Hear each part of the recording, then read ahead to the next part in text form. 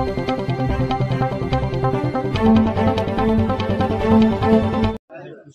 जी काही घटना 2 दिवस आधी म्हणजे परवा रात्री जी काही घडली आणि तिथे माझी मुलगी होती आणि आज मी पोलीस स्टेशनला मंत्री म्हणून नाही तर आई म्हणून मी आलेली आहे.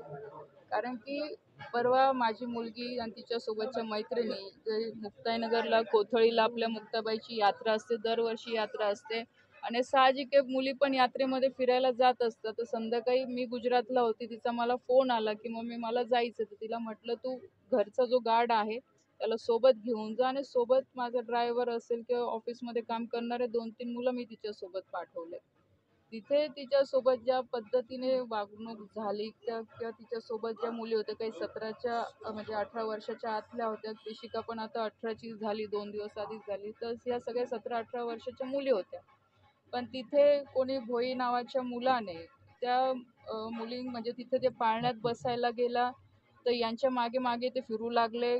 आमच्या गार्डने त्याला म्हणजे त्याचा मोबाईल घेतला, त्याने सगळं शूट केलं. जेव्हा पाळण्यात बसल्यानंतर जबरदस्तीमध्ये पाळण्यामध्ये साईडच्या पाळण्यामध्ये जाऊन बसले. आमच्या लोकांना उतरून जाऊन बसले ते.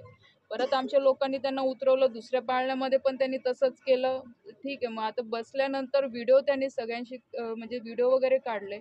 नंतर जो माझा गार्ड गेलेला होता त्याला थोडी शंका आली. त्याने त्याचा मोबाईल घेतला की याने नेमकं व्हिडिओ काढला की काय केलं बघायला. तर त्या गार्डसोबत पण यांनी सगळ्यांनी दादागिरी केली. त्याची कॉलर पकडली, त्याला धक्काबुक्की केली आणि जवळपास 30-40 मुलांचा माहोल तिथे जमा झाला. आणि हे 2-3 लोकं असल्यामुळे काही बोलू शकले नाही. त्या मुली पण तिथून घाबरून गेल्या. निघताना त्या मुलांनी ह्या मुलींना धक्काबुक्की केली.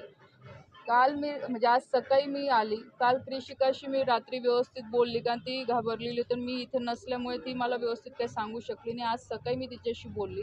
तर तिने मला असं सांगितलं की 24ला जे म्हणजे हे आमचं घराचं आधीपासून आहे की आम्ही एकादशीच्या दिवशी फराळ वाटप करत असतो.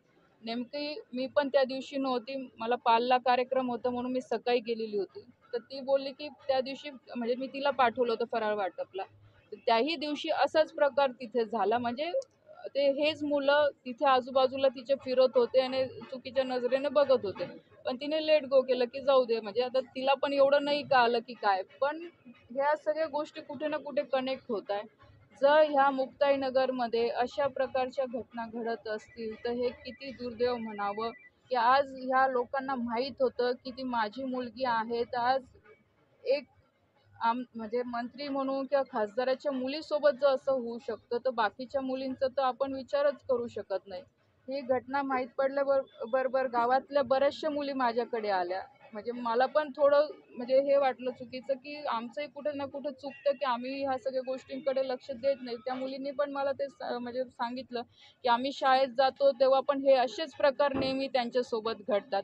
तर ही एक काही मुलांची 5-6 मुलांची टोळी आहे. तर ह्या टोळीला काही ना काही आळा घालणं आणि एक कठीण शिक्षा यांना झालीच पाहिजे. आज पोलीस स्टेशनला मी माझं पत्रसुद्धा दिलेलं आहे आणि आजच्याच ह्या लोकांना सगळ्यांना मी अरेस्ट करायला लावलेलं आहे. CM साहेबांशी पण मी या संदर्भात बोललेली आहे.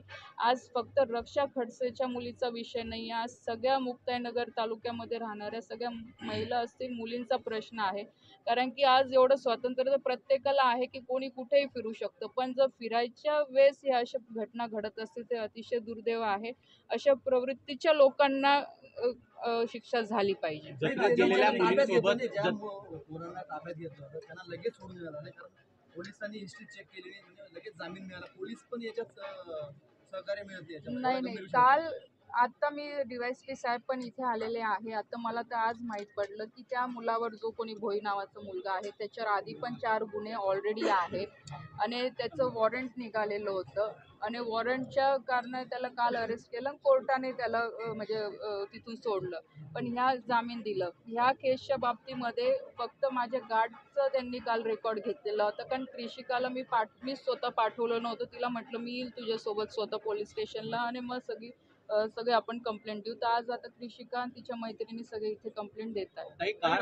मुलींसोबत जो गार्ड होता त्या गार्डची कॉलर देखील पकडल्या गेलेली आहे. कुठेतरी पोलिसांचा धाक संपलाय असं वाटतं. तसंच म्हणावं लागेल की आज प्रश्न म्हणजे मला पण हाच पडलेला आहे. जर पोलीस आमच्या प्रोटेक्शनसाठी दिलेले असतात आणि ॲज अ फॅमिली म्हणून जर मी गार्डला जर त्यांच्या प्रोटेक्शन साठी पाठवलेलं आहे, तर कोणाची हिंमतच नको व्हायला की ड्रेसमध्ये असताना कोणी पोलिसावर हात लावू शकतो किंवा पोलिसांवर दादागिरी करू शकतो. हे कुठे ना कुठे म्हणजे अति ह्या सगळ्या गोष्टी वाढत चाललेल्या आहे. तर याला कुठे ना कुठे आळा बसणं गरजेचं आहे. आणि या गुन्हेगारांना पाठबळ देणारा कोण आहे? कारण पोलिसांचा धाक नाही का, हा पण एक विषय आहे. बघा पाठबळ कोण देतं हे मला माहित नाही. पण आज मी तुम्हाला सांगते जो काही प्रकार झाला, मलाही असं वाटतं की कुठे मी सुद्धा कमी पडली, की मी पण आधीपासून या गोष्टींवर लक्ष दिलं पाहिजे होतं.